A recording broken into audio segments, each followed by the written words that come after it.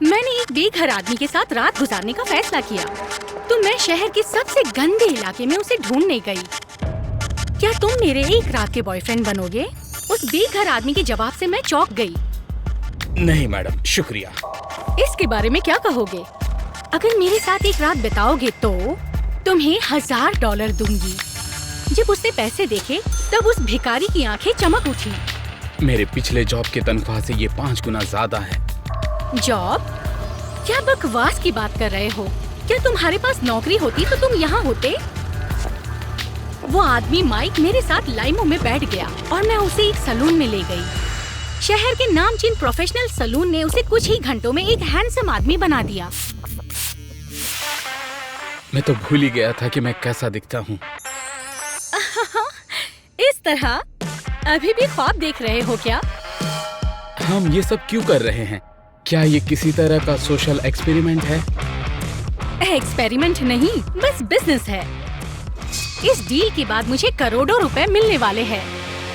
मैं माइक को अपने पापा के पॉश मैंशन में ले गई और उसे उनसे मेरे नए बॉयफ्रेंड के तौर पर मिलवाया। डैड, मैं बदल गई हूँ। अब मैं लोगों की रूह से प्यार करने लगी हूँ। लेकिन मैं ये कैसे मान लूं? वैसे माइक बेघर हुआ करता था, लेकिन फिर भी मुझे उससे प्यार हुआ। मेरे पापा ने माइक को परखने का फैसला किया और उस पर सवाल बरसाने लगे। माइक भी कच्चा खिलाड़ी नहीं था। तभी उसने जवाब में एक प्यारी कहानी सुनाई, जिसमें वो शादीशुदा था और डॉक्टरी पढ़ रहा था।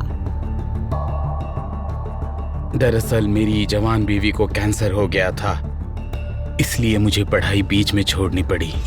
पापा की माइक के बेघर होने की कहानी में दिलचस्पी बढ़ने लगी, लेकिन तभी माइक थोड़ा सा क्रिएटिव हो गया।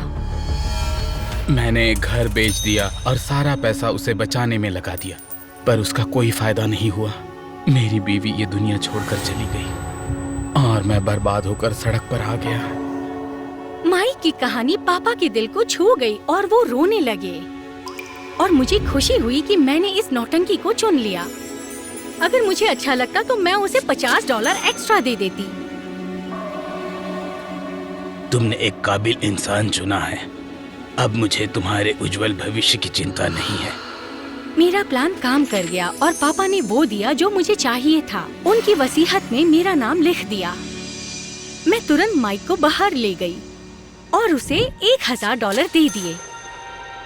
तुम्हारी बीवी के कैंसर की कहानी कमाल की आइडिया थी। बेचारा बूढ़ा भावनाओं में बह गया। क्या मतलब है तुम्हारा? मैंने उसे बताया कि मेरे पापा को भी कैंसर है और उनके पास ज्यादा वक्त नहीं बचा है। बेवकूफ बूढ़ा मरने से पहले मुझे सबक सिखाना चाहता था और मुझे किसी के पैसे के पीछे का सच देखने को कहता था। सोचो जरा, वो मुझे एक फूटी कौड़ी नहीं देने वाले थे। लगता है मैंने पहले ही दिल दहला दिया। उसी पल माइक सिकुड़ गया और उसकी आंखों में आंसू आ गए। मैंने सोचा कि इस बेचारे को हकीकत का एहसास दिलाते हैं। हे, तुम पैसे लेने वाले हो कि नहीं? बेवकूफ, ये बहुत ज्यादा है। तुमने मुझे इससे भी ज्यादा दे दिया। दरअसल मुझे मेरा ख्वाब याद आ गया। मेरे लिए ही अच्छा है, ये $1000 मैं ही रख लेती हूँ।